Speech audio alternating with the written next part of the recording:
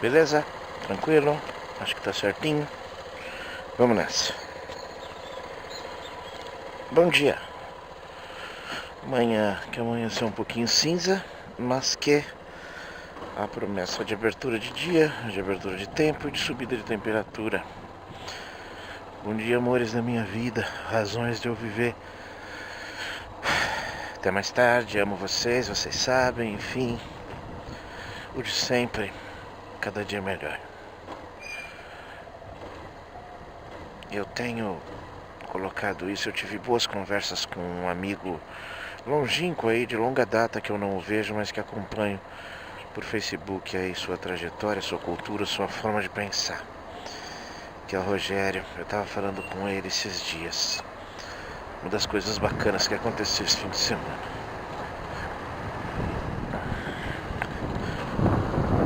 Que eu já falo sobre isso. Hoje é segunda-feira. Hoje é dia 15 de abril de 2019. Fim de semana até calmo, até sem muitas coisas, mas sempre se faz bastante coisa no fim de semana, né?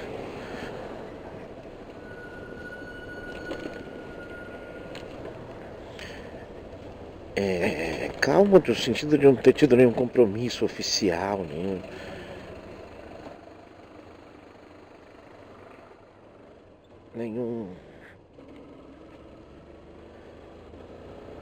evento específico, mas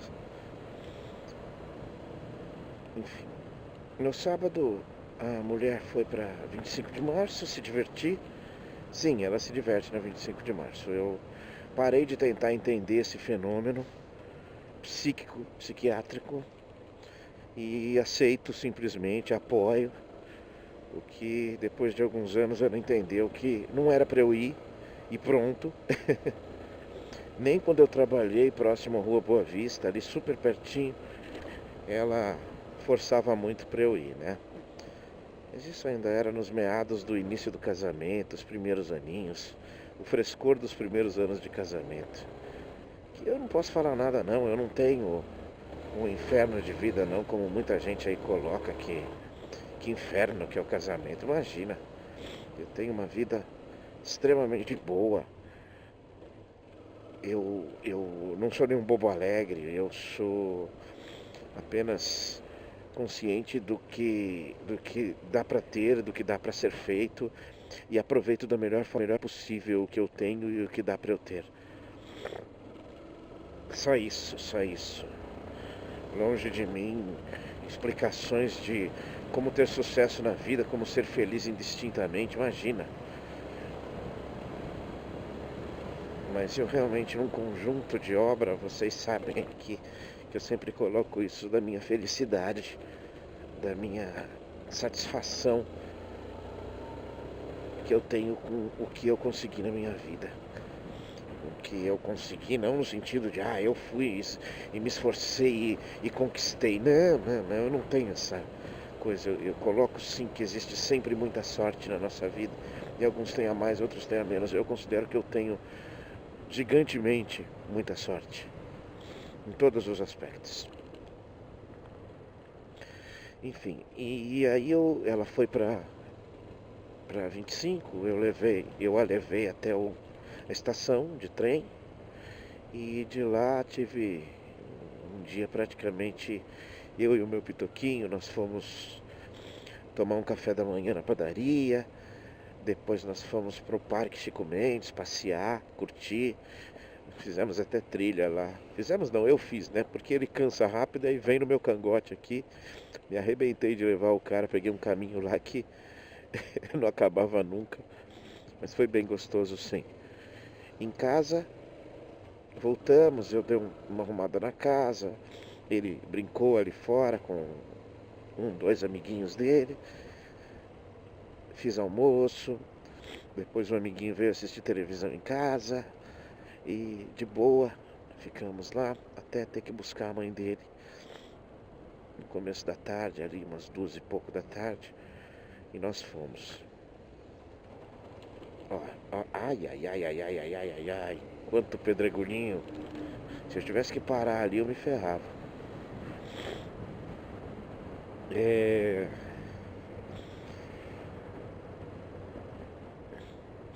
Depois eu dei até uma cochiladinha no período da tarde, tudo. Depois da volta e ficamos de boa em casa, tranquilos.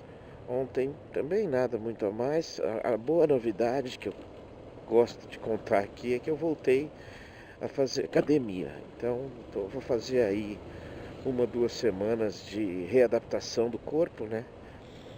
De reaquecimento, né? Não adianta voltar no ritmo que eu tava, que fazia mais de 3 anos que eu não parava, né? Então tô me reacostumando o corpo. Vou fazer isso. Troquei a bicicleta pela esteira.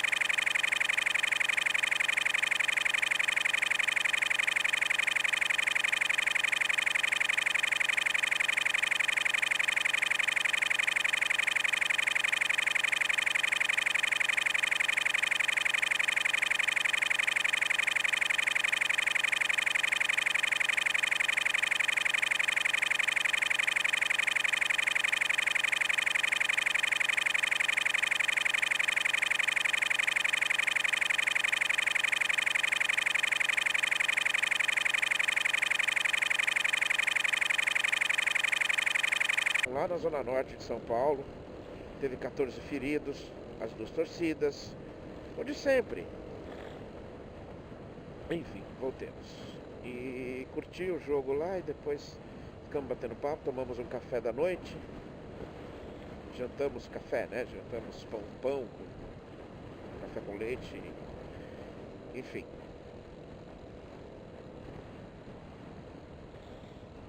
Tive alguns papos culturais com meu amigo Toninho. Meu nariz tá entupindo, né? Tomara que não seja gripe. Esse fim de semana eu tive uma overdose de canais do YouTube da minha, do meu constante entendimento e aprendizado nessa questão do meu agnosticismo, dos conceitos ateístas e de justificativas, explicações e questões. Coincidentemente, porque conto sobre esse meu amigo Já falei sobre isso, minha trajetória religiosa, eu também já coloquei aqui nos vídeos. E minha última religião foi o kardecismo. Isso faz muito tempo. Minha história do kardecismo, a minha mãe conheceu o kardecismo, me envolveu por livre e espontânea pressão, me obrigou a fazer evangelho no lar todos os domingos com ela. Me fez fazer, pronto, acabou. E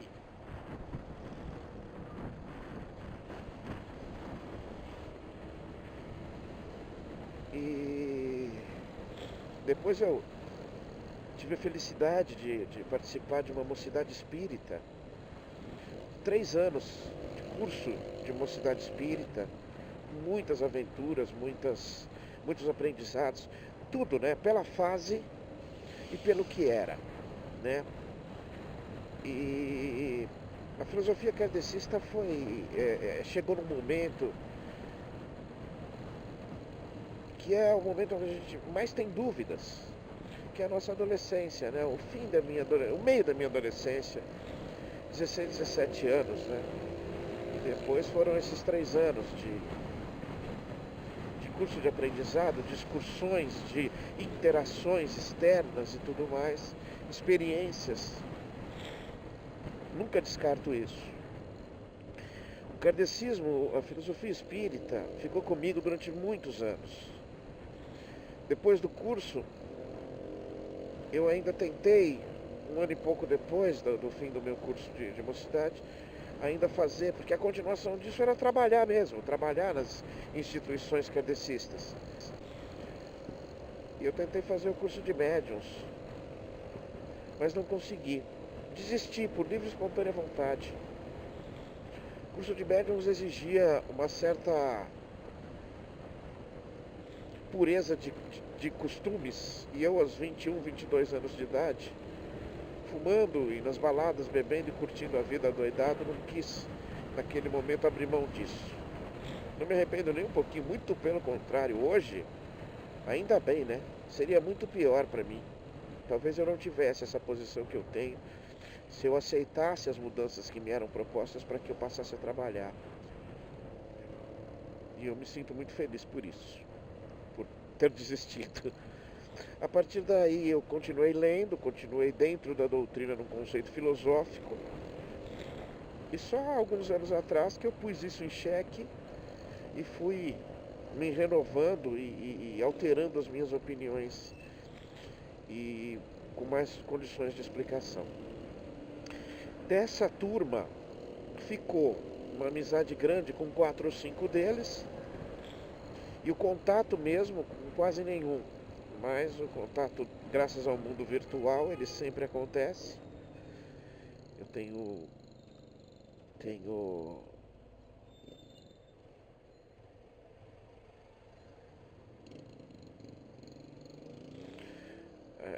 vivemos no momento do Facebook, WhatsApp, das redes sociais, que conseguem matar um pouquinho de saudade, relembrar algumas coisas e manter nossa memória um pouco viva. E desses amigos, há uns anos atrás, surgiu um contato breve por Facebook e eu acabei aceitando a amizade de desses garotos, que era o Rogério Amado. E ele era um cara extremamente doce, ele era um garoto muito doce, muito tranquilo, extremamente otimista. O Rogério era um menino que dava muita satisfação ficar perto dele. Ele era muito um rapaz, um garoto criado muito bem, extremamente educado, com uma visão de mundo bastante otimista, né? E a doutrina espírita ajudava muito ele em relação a isso. Enfim, e acabei descobrindo que ele hoje é um professor universitário. Parece que ele tem relativo sucesso na vida profissional dele. E de repente, no meio do sábado, me aparece uma mensagem de voz dele no Messenger do Facebook, falando que tinha um grupo. Ele foi incluído num grupo muito grande de pessoal dos tempos das mocidades espíritas. O pessoal estava tentando armar alguma coisa de se encontrar e não sei o que, se eu me importava de ser inscrito, e ele me colocou lá, mas eu continuei a conversa com ele um pouquinho, e acabou que nós tivemos uma sequência de uns 7, 8 áudios no sábado, onde expliquei para ele. Na verdade, o que aconteceu foi assim: passou praticamente o sábado inteiro, foi na sexta-noite que ele me mandou essa mensagem. E passou o sábado inteiro e eu vendo as mensagens, recebendo. Eu até silenciei rapidamente o grupo, porque não dava. Eu percebi que as mensagens eram em enorme número, né? E eu comecei a perceber, o pessoal começou a mandar foto e tudo. E eu comecei a perceber que eu não conhecia ninguém.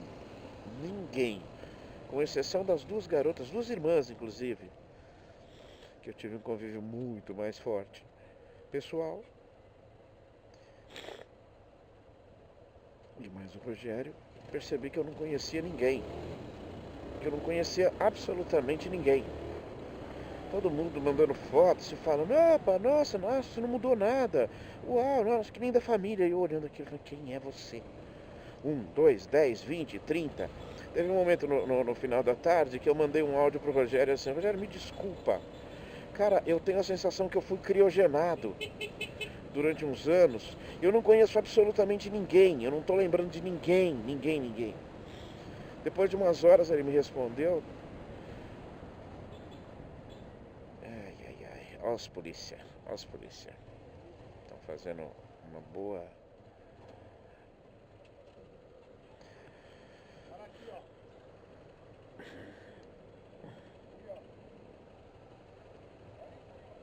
Estão pegando pesado aí nas blitz, viu?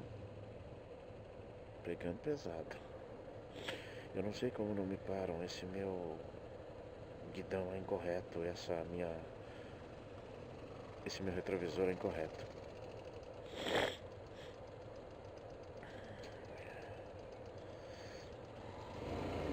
E aí depois ele me respondeu, dando risada, lógico: não, Marco, não se preocupa. São pessoal que você vai acabar lembrando, um ou outro e tal, dos nossos encontros. Cara, nós tivemos 2 encontros nacionais nos 3 anos, então não foi nada assim super gigantesco.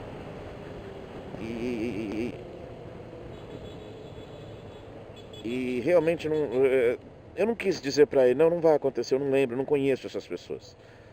Não sou tão ruim assim, eu acabo lembrando de pessoas durante um bom tempo. Enfim.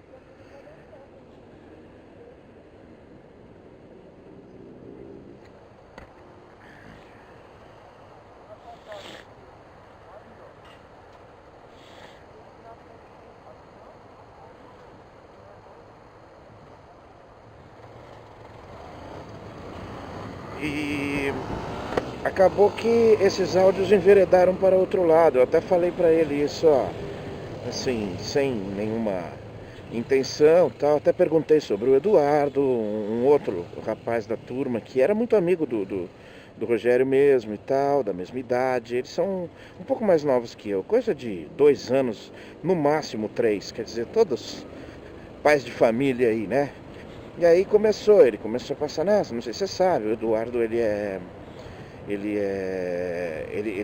foi para uma linha evangélica bem severa, né, da Igreja Batista. Então eu entendi que eles se afastaram, não por uma questão apenas religiosa, pela vida mesmo, mas que, enfim, também iria tentar contato e tudo, mas achava difícil que o Eduardo conseguisse continuar ali alguma coisa conosco. Enfim, sem problema algum. E aí entramos nesse papo e eu comecei também a entrar. Ó, só para você entender, tá? Hoje eu tenho grande gratidão pelo tempo da Mocidade Espírita, pela questão do espiritismo na minha vida, tenho mesmo. Me fez crescer muito, me fez aprender muito. mas que hoje eu tenho uma posição bem agnóstica. Depois de estudar, de ir atrás, de procurar muita coisa, eu me desliguei do espiritismo, do kardecismo, tal, e ele me falou que também, embora ele tenha falado uma coisa que a gente não vai concordar, que é deixou a religião, mas não deixou a religiosidade.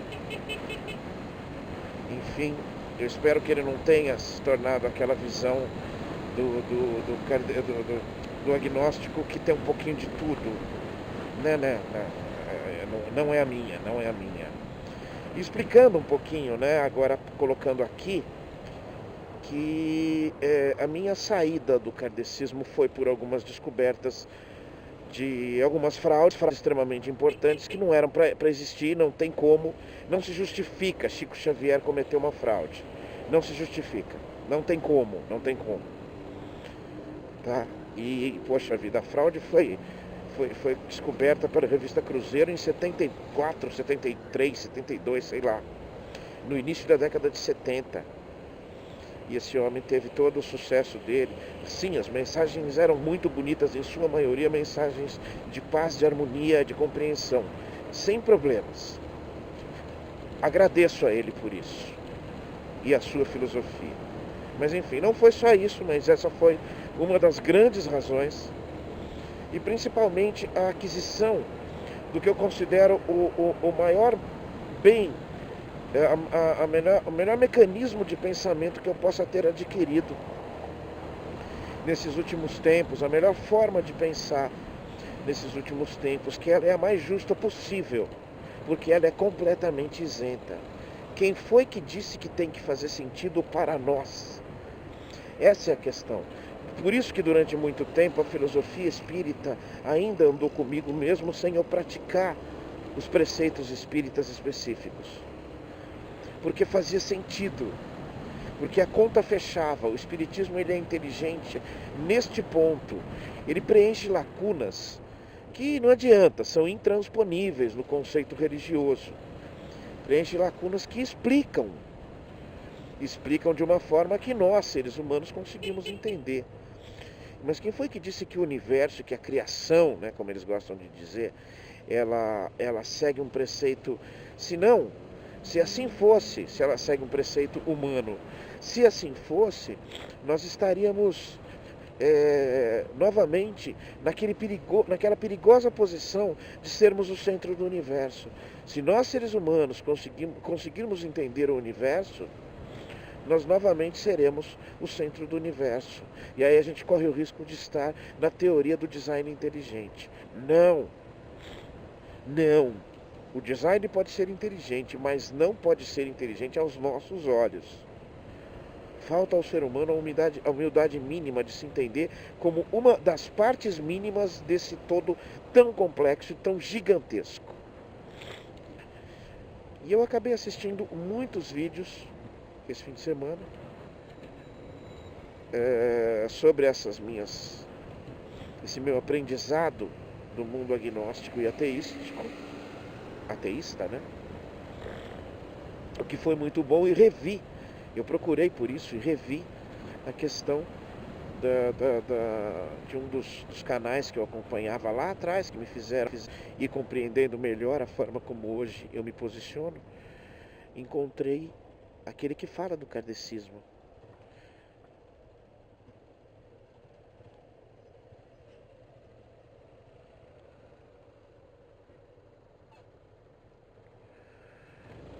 E reafirmei. Não encontrei, nesse momento, falhas para os argumentos, onde o cara explica por que não pode ser aquilo que o kardecismo se propõe a explicar e a fazer. Principalmente a fazer. O perigo daquela conversa de: ah, tem uma carta do teu filho morto aqui. Realmente isso é uma coisa assustadora. Não podia ser, né? Bom, deixa eu descer que é melhor. Beleza, prontinho. Enfim, foi um fim de semana onde, entre outras coisas legais, bacanas, essa questão da. Eu dei uma reforçada boa nas, nas minhas linhas e ideias de continuar aprendendo sobre essa questão universal e sobre essa nossa pequenez no meio de tudo, nossa arrogância e prepotência em achar que temos capacidade de entender e de explicar isso aqui. Esse é o principal motivo para eu simplesmente ter uma resistência cada dia maior em relação a qualquer conceito religioso. Beijo do gordo, até mais.